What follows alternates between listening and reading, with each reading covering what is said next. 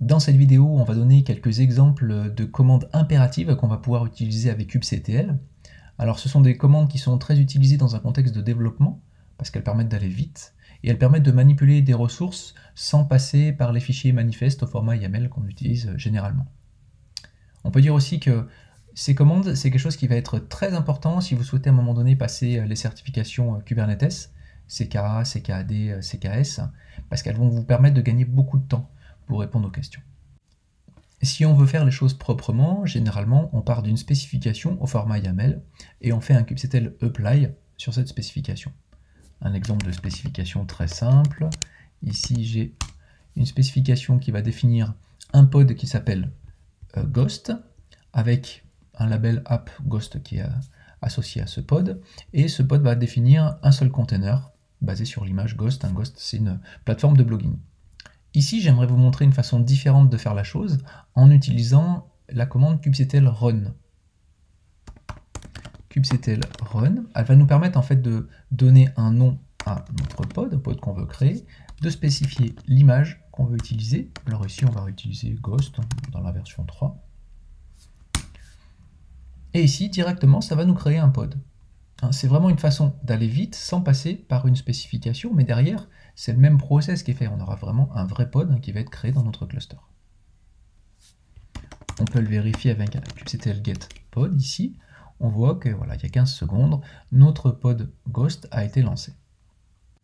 Alors si on va un petit peu plus loin et qu'on fait un kubectl get pod, mais cette fois-ci qu'on demande de voir les labels qui sont associés à ces pods, on verra que le pod qu'on vient de créer, il a le label run égale ghost qui lui a été associé. C'est un label qui a été associé automatiquement parce qu'on a créé notre pod avec la commande kubectl run. Si par exemple on veut créer un autre pod, cette fois-ci on va créer un pod sur MongoDB par exemple. Donc on va l'appeler DB, l'image on va préciser que c'est Mongo dans la version 4.2 par exemple, et on va pouvoir lui préciser aussi le label qu'on veut associer à notre pod ici. Donc app égale Mongo par exemple. Si on relance une nouvelle fois la commande qui va lister les pods et montrer les labels qui sont associés à ces pods, on voit que maintenant on a donc notre premier pod Ghost et notre deuxième pod DB. Cette fois-ci, il n'a pas le run égale DB, c'est le label qui aurait été apposé par défaut, mais il a le label app égale Mongo, celui qu'on lui a précisé. Et on verra que ça peut avoir une importance lorsqu'on souhaite justement exposer ces pods avec des services. La commande kubectl run a beaucoup d'options, et parmi celles-ci, il y en a une qui est très intéressante, c'est dry run, qui va permettre de simuler la création d'un pod. Par exemple, si je fais un kubectl run, je vais donner le nom Ghost au pod que je veux créer.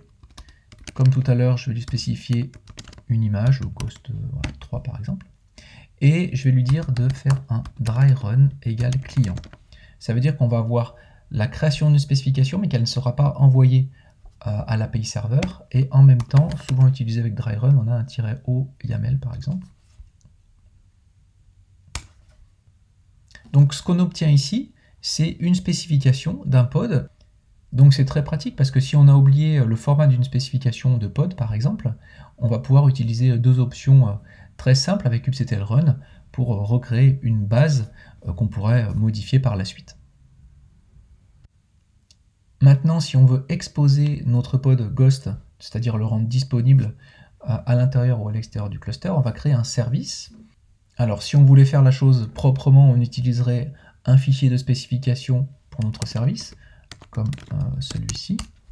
Donc ici on définit un service qui va définir un selector, et ce selector doit correspondre au label qui est présent dans le pod qu'on veut exposer, et on définit ensuite un ensemble de ports pour l'exposition de nos services. On va aussi pouvoir créer un service avec la commande kubectl expose, donc sans passer par un fichier de spécification. On va définir qu'on souhaite exposer un pod qui s'appelle Ghost. Le type du service qu'on veut créer, alors ce sera un service ici dans notre exemple de type node port. On va définir le port du service à l'intérieur du cluster, 2368, c'est le port par défaut de Ghost. Et le target port, c'est le port sur lequel notre container Ghost écoute. Donc Donc si je fais un kubectl get svc, on voit maintenant que j'ai bien un nouveau service qui vient d'être créé. Il écoute sur le port 31400. J'utilise ici un cluster avec un seul node. Ce node tourne sur 192.168.33.11 et je vais donc aller sur le port 31400. Et là, j'accède bien à mon pod Ghost, comme on le voit ici. Donc j'ai donc créé de manière impérative, avec la commande kubectl run, un pod dans lequel tourne un conteneur basé sur Ghost. Et j'ai ensuite utilisé kubectl expose pour exposer ce pod via un service de type nodeport. Avec la commande kubectl run, on pourrait aussi créer un pod et en même temps créer un service qui va pouvoir exposer ce pod.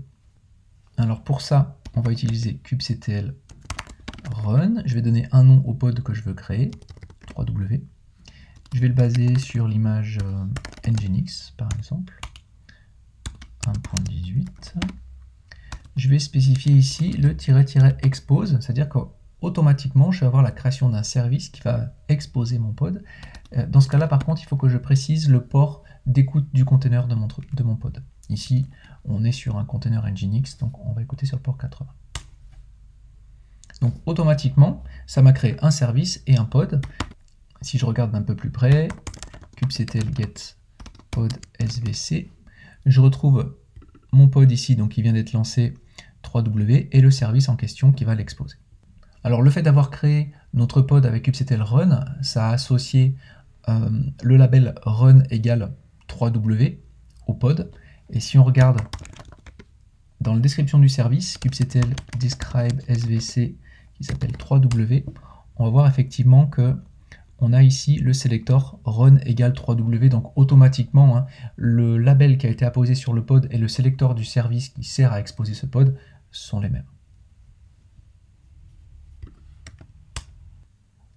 Si on reprend la même commande, mais que cette fois-ci, on utilise l'option dry run égale client-o YAML, on obtiendrait les spécifications qui seraient créées à la fois pour notre pod et pour le service qui exposerait ce pod. Donc on voit en bas la spécification du pod, un seul container basé sur l'image Nginx, et ce qui est important ici, c'est de voir aussi que le label, voilà, c'est run.3w, et le service qui sert à exposer ce pod a donc un sélecteur qui correspond bien à notre run.3w, et il définit les différents ports qui sont utilisés. Ici, on a un service de type cluster IP qui expose simplement notre pod à l'intérieur du cluster. Ce n'est pas un service de type nodeport. Si vous lancez la commande kubectl run avec un --help, vous allez voir, alors tout en haut, je vais remonter un petit peu ici, beaucoup d'exemples de l'utilisation de cette commande. Et je vous encourage vraiment à regarder un petit peu les différentes choses qu'on peut faire ici. Donc on a vu simplement lancer un pod avec simplement l'image, c'est très simple. On peut aussi préciser le port, donner des variables d'environnement directement à notre pod, préciser des labels, utiliser dry run égale client comme on l'a fait quelques fois. On va pouvoir aussi redéfinir la commande du lancement du conteneur de notre pod. Donc pas mal de choses ici, et je vous encourage vraiment à regarder un petit peu ces exemples et jouer un petit peu avec pour bien prendre en main cette commande kubectl run, qui permet de faire pas mal de choses, et encore une fois, si vous passez les certifications à un moment donné, elle vous aidera beaucoup, elle vous fera gagner énormément de temps. En plus de la commande kubectl run, on a la commande kubectl create, alors si on le lance avec un --help, qui permet de créer un ensemble de ressources dans notre cluster, donc sans passer par des fichiers de spécification au format YAML. Alors, je remonte juste un petit peu ici. Voilà toutes les différentes ressources qu'on va pouvoir créer avec kubectl create. Des ressources qui sont liées à la configuration, avec les config maps et les secrets par exemple, et aussi pas mal de ressources qui sont liées à la partie workload, c'est-à-dire des ressources qui vont faire tourner des pods. Donc on parle finalement de ressources qui sont d'un peu plus haut niveau par rapport aux pods. Elles vont permettre de faire tourner des pods d'une façon particulière et de gérer un ensemble de pods par exemple. Donc comme ici le déploiement. Et si vous voulez savoir comment le kubectl create s'utilise sur ces différentes ressources, vous avez juste à faire un kubectl create le nom de la ressource, --help, pour voir déjà des exemples. On remonte un petit peu, voilà, à chaque fois vous aurez des exemples et les différentes options qui peuvent être utilisées. Donc par exemple, si je veux créer un déploiement basé sur Nginx avec 3 réplicas, kubectl, create, un déploiement que je vais appeler cette fois-ci Nginx.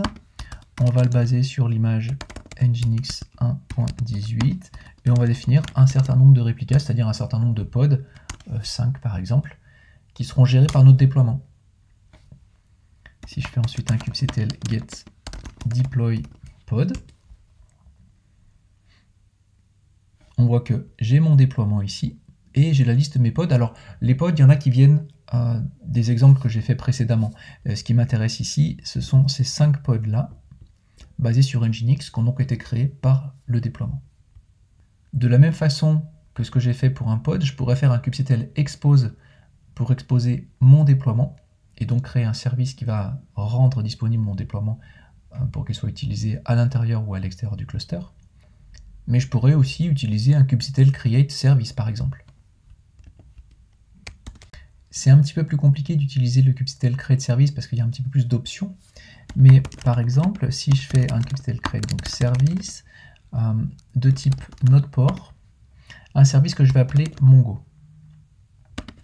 Je vais lui dire que ce service, en fait, il va simplement me permettre donc d'exposer des pods et par défaut, ces pods devront avoir le label app avec la valeur Mongo.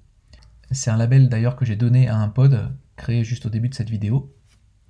Et je vais simplement devoir après définir un mapping au niveau des ports.